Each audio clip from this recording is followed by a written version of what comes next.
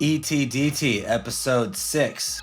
This is giardiniera, which is basically like Italian from the garden. It's, a relish, a lot of vegetables, carrot, celery, onion, spicy peppers. That's basically kind of like pickled in an oil vinegar mixture. It's basically a condiment. This stuff is just freaking awesome. You can buy it. There's different labels out there.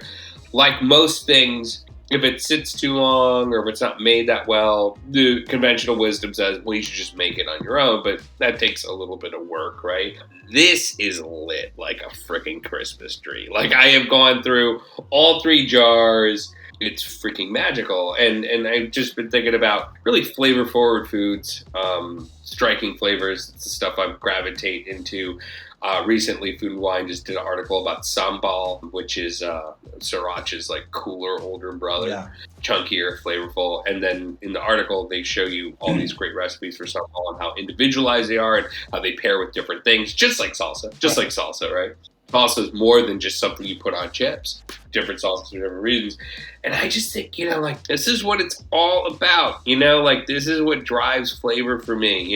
I need something like this. And when I have this, the Chicago way, it's a big thing in Chicago. Yes. You can have it on an Italian beef sandwich. It's amazing on subs. Cheesesteaks, which are frankly hot talk. I love a cheesesteak, but it's like a sandwich for a child. Right. You know what I mean? Right. All it is like beef, super gooey, melty cheese, processed cheese. I'm not against that, but it's like a bit sophomoric. I think it's more done poorly or done by chain, so that when you're in Philly, which I go to all the time because that's where my wife's from, when they go there, what they don't do is they don't fuck it up.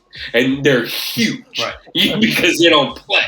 Because if you come at them with like a measly one, they'll be like, you're done. Get out of town. But I think it could be a little bit better. It sounds controversial. Put this stuff on there. So that's where I'm at, man. When people like food, we talk about fancy food. We were talking about fancy food earlier and all the multi-course menus and all this stuff. And we've even talked about this earlier, like subtle foods and things like that.